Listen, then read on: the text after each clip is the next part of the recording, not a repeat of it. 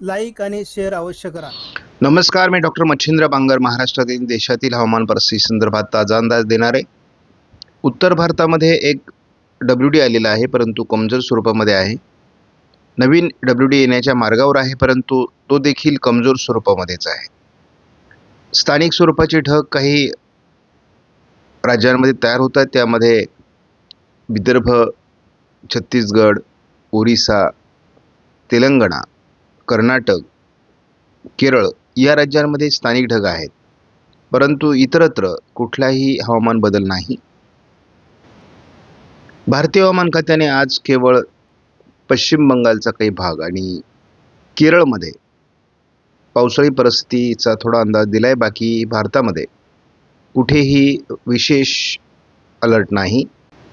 28 तारखेच्या अंदाजानुसार आपण बघितलं तर उष्णतामान महाराष्ट्रामध्ये वाढू लागलं आहे. विदर्भ, मराठवाड्यात उष्णतेची तीव्रता अधिक आहे. राजस्थान, मध्य प्रदेश, उत्तर प्रदेशपासून दक्षिणेला आपण भारताच्या गेलो तर अनेक राज्यांमध्ये आता उष्णतामान वाढतं आहे.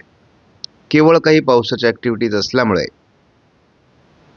उत्तराखंड, हिमाचल प्रदेश, पंजाब, जम्मू काश्मीर, लेह लडाख आणि आसाम, अरुणाचल प्रदेश, सिक्कीम या काही भागामध्ये आपल्याला सध्या पावसाचं वातावरण दिसतंय. उद्या होळी आहे आणि यापुढे उष्णतामान तीव्रतेकडे सरकणार आहे. मुख्य उन्हाळ्याची आता सुरुवात झाली आहे. आपण विदर्भातील तापमानाचा जर विचार केला तर बुलढाण्याला मॅक्झिमम 33 तर मिनिमम 19 अंश सेल्सिअस तापमान आपल्याला 28 तारखेला बघायला मिळालं. तीच परिस्थिती अकोल्यामध्ये 35.3, 20.5, तर अमरावतीलाही 35.8, 18.9 असं बघायला मिळालंय.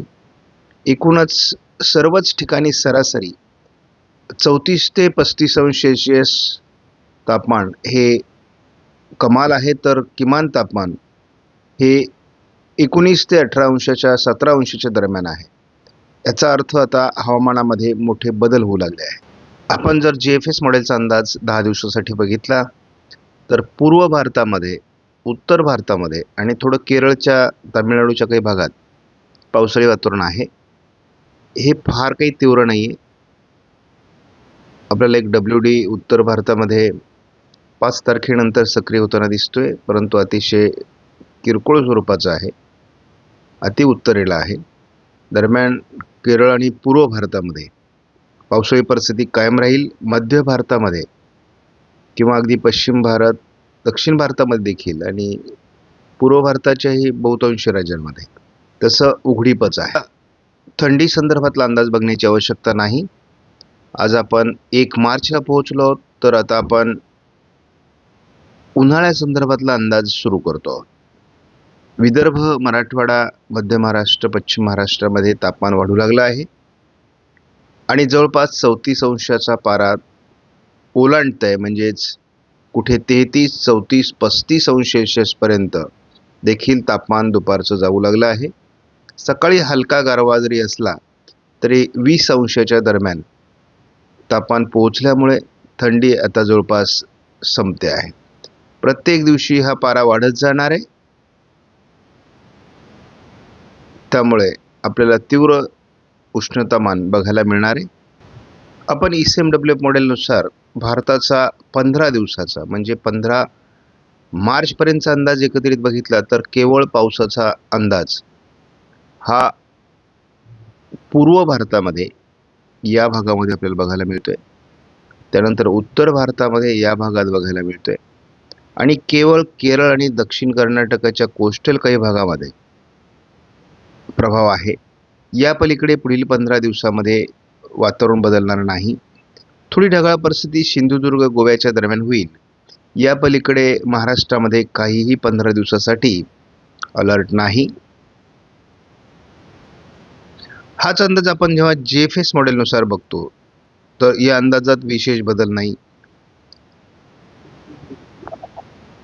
ECMWF मॉडेलने दाखवलेल्या अंदाजाच्या भागामध्येच GFSने देखील अंदाज दिला आहे. मात्र याला जोडून आपण थोडा आयकॉन मॉडेलचाही अंदाज बघत असतो. या मॉडेलमध्ये विशेष काही बदल नाही. केवळ पूर्व भारत, केरळ आणि जम्मू काश्मीर लेह लडाखमध्येच पावसाचा अंदाज आहे. त्यामुळे हा काळ शेती कामांसाठी अतिशय उत्तम आहे. शेतीची कामं उरकून घेतली पाहिजेत. जशीही आपल्या रब्बीची पिकं काढणीसाठी येतील तर ती काढून घ्या. लांब पल्ल्याचा अंदाज बघण्यासाठी आपण CFS मॉडेलचा अंदाज बघत असतो. येत्या आठवड्यामध्ये म्हणजे 7 मार्चपर्यंत कुठलाही अलर्ट नाही. म्हणजे 7 मार्च ते 14 मार्चच्या दरम्यान आपल्याला पूर्व भारतामध्ये पावसाच्या ॲक्टिव्हिटीज होतील असं दिसतंय. त्यानंतर आपण 14 ते 21 मार्च दरम्यान देखील विशेष वातावरण नाही, परंतु पूर्व भारतामध्ये पावसाळी परिस्थिती असू शकते. मात्र आपल्याला हवामानात बदल हा दिसणार आहे तो 21 मार्च ते 28 मार्चच्या दरम्यान आपल्याला हवामानात बदल दिसायला सुरुवात होईल शेवटच्या आठवड्यामध्ये.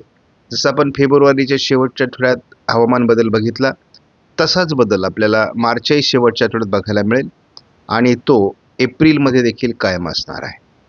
एप्रिल हा अधिक पावसाळी ठरणार आहे. यामध्ये महाराष्ट्राला गारपिटीचा अनुभव येईल.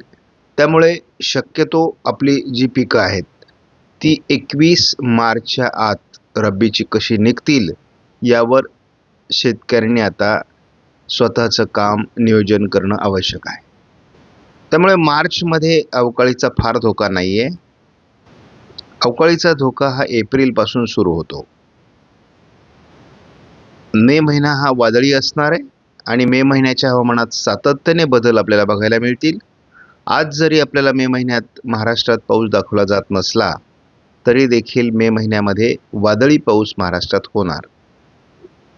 आणि मे महिन्यासाठी आपण केवळ SIPS मॉडेलचा अंदाज जरी बघितला तरी तो आपल्याला दर्शवतोय की महाराष्ट्रात सहित देशात वादळी वातावरण आणि पावसाळी वातावरण हे असणार आहे. संपूर्ण भारताचा आपण विचार केला तरी केवळ पूर्व भारत, उत्तर भारत आणि केरळ या ठिकाणी मार्चमध्ये किंवा पहिल्या 15 दिवसामध्ये आपल्याला वातावरण दिसतंय. बाकी महाराष्ट्रामध्ये पावसाचा काही धोका नाही. विदर्भाच्या दिशेने थोडी ढगाळ परिस्थिती राहू शकते. अधूनमधून थोडी ढगाळ परिस्थिती आपल्याला रत्नागिरी, सिंधुदुर्गमध्ये, गोव्यामध्ये बघायला मिळू शकते. सोलापूर, लातूर, कोल्हापूर, नांदेड या काही भागात 11 तारखेपासून ढगाळ परिस्थितीला सुरुवात होईल. दरम्यान थोडं आपल्याला कोल्हापूर, रत्नागिरी, सिंधुदुर्गच्या काही भागामध्ये ढगाळ वातावरण बघायला मिळेल.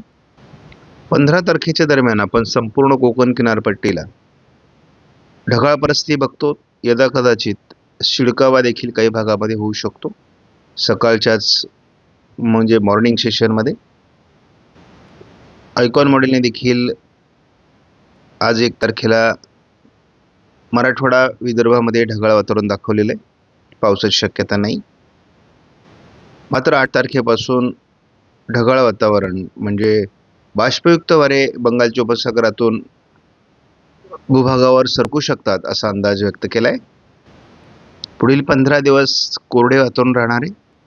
त्यामुळे आपल्याला शेती कामं करता येतील. रब्बीची पिकं काढणीमध्ये कुठले अडथळा नाही.